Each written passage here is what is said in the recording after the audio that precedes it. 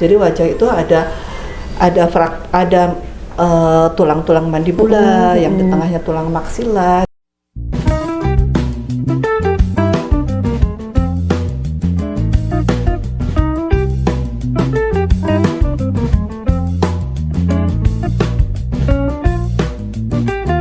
Bersama dengan saya sudah ada Dr. Suparti Sule SPTHT. Beliau akan ngobrol bareng sama kita di Ngobrol Serunya New Gang Sore mengenai benturan pada wajah.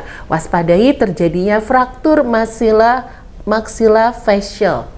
Ini bukan facial, sembarang treatment facial, tapi ini adalah benturan-benturan pada wajah ya. Tapi daripada nih saya ngomong nih, listeners, lebih baik kita ngobrol aja sama Dokter Suparti Sulenya. Selamat sore, Dokter. Selamat sore. Aduh, kalau dokternya bawaannya kalem, bawaannya Nisa juga jadi kalem ya, listeners ya. Oke, sekarang ini masih banyak yang belum tahu apa itu sebenarnya maxillofacial itu ya, Dok ya. Dan apa koreksi dulu ya. Oh, dikoreksi. Maxillofacial. Maxillofacial. Yang tadi saya sebut facial, salah ya.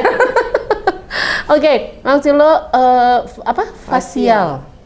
Nah, ini masih banyak yang belum tahu tentang tulang maxillofacial ini, yang katanya memang ada hubungannya dengan benturan di wajah. Boleh dikasih tahu dulu, Dok, apa itu tulang maxillo? Di sini judulnya mungkin ada koreksi ya, fraktur bukan fraktur maksila tapi fraktur maxillofacial. Ya. Maxillofacial itu satu kesatuan, Dok. Satu kesatuan di wajah, ya. Fraktur pada wajah. Jadi fraktur pada tulang-tulang wajah. Oke. Fraktur pada tulang wajah. Nah, itu sebenarnya di bagian mana atau apa, Dok? Boleh dijelasin nggak? Ini dari judulnya saja sudah fraktur maxillofacial. Jadi fraktur di maksila, daerah maksila bawah dan wajah. Jadi secara keseluruhan saja. Secara keseluruhan dari wajah itu. Jadi wajah itu ada tulang-tulang mandibula, yang di tengahnya tulang maksila, di atas tulang frontalis dan beberapa tulang zigoma. Nah, ini beberapa tulang ini membentuk struktur maxillofacial.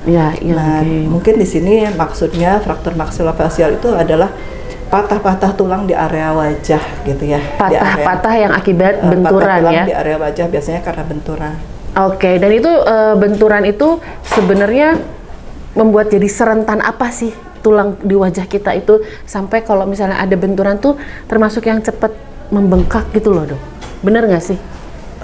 Intinya semua fraktur biasanya ditandai dengan pembengkakan. Fraktur itu patah tulang ya, patah tulang maxillofacial di sini di area wajah. Jadi kalau yang bagian bawah itu mandibula namanya. Kalau yang di tengah wajah itu maksila, kemudian yang di atas yang frontal ya. Nah, ini di mana patahnya, di mana area patah selalu akan menimbulkan satu pembengkakan. Dimanapun ya, mandibula, maksila, frontal. Akan menimbulkan pembengkakan, kemudian akan menimbulkan kemerahan. Bahkan biasanya kulitnya juga terkelupas atau terluka ya. Kemudian ada rasa nyeri, ada krepitasi. Krepitasi itu biasanya kalau kita pegang area wajah kita ada kresek. Nah, itu salah satu tanda bahwa ada patah tulang di wajah kita. Oh ya. Gitu. Tapi ditandai ini sama kresek kayaknya minor padahal enggak gitu ya. Iya, biasanya dipegang dengan gitu. Pemeriksaan dari dokter yang menentukan itu ada krepitasi atau tidak gitu. Oh gitu, Dok. Nah, oke, kalau gitu berarti ini pertanyaan yang mungkin dimengerti sama listeners dulu ya, Dok ya. Masalah tadi benturan di wajah. Tadi udah ada beberapa listeners yang bertanya, "Hah, benturan di wajah, benjol maksudnya?" Nah, itu kan kadang kita kalau frontal berarti ya. Kalau kena di frontal itu maksudnya benjol gitu. Apa itu juga termasuk apa sih namanya benturan wajah minor atau sebenarnya itu udah cukup berbahaya? Nah, itu kalau dari judul ya, fraktur maxillofacial itu adalah fraktur, jadi patah tulang di beberapa area di wajah. Bisa di sini di mandibula saja atau di maksila saja atau dengan atas. Itu nanti kita pemeriksaannya dengan CT scan, memeriksa di mana saja lokasi-lokasi patah. Jadi memang harus pakai CT scan. Kalau hanya benjot kejeduk saya kira tidak. Bukan memar yang seperti itu ya. Dok, ini kita masih berbicara seputaran dari fraktur ya bahasanya ya, fraktur maxillofacial ya gitu ya istilahnya. Nah, sebenarnya faktor resiko apa sih yang kalau faktor risiko tadi sebenarnya kita udah bahas, tapi yang paling memungkinkan tuh resikonya kalau mengalami patah tulang tuh akan terjadi apa? Dan sebenarnya gejala yang membuat kita harus oke, ke dokter nih, CT scan nih gitu. Itu apa, Dok? Karena kadang orang kalau kebentur wajah atau apa segala macam, benjol, ini mah bengkak sedikit. Nah, boleh mungkin dijelasin, Dok? Ya, pertama mungkin yang disebut fraktur maksilofasial itu keadaannya bukan keadaan orang yang seperti biasa-biasa saja, hanya kejedut terus fraktur maksilofasial. Tidak, biasanya hal ini terjadi setelah terbanyak itu biasanya kecelakaan lalu lintas, ya. Kemudian biasanya ada penyiksaan, misalnya perkelahian, KDRT gitu ya. perkelahian misalnya ya. Saya pernah juga menemukan kasus itu ini geng motor. Jadi geng motor disiksa di jalan gitu sampai patah melingkar ya. Kemudian ya biasanya olahraga juga bisa menimbulkan fraktur. Pause dulu, olahraga, Dok, sebentar. Itu maksudnya gimana, Dok?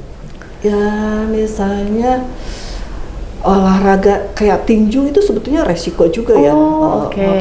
Faktor olahraga yang menimbulkan satu benturan-benturan bisa saja.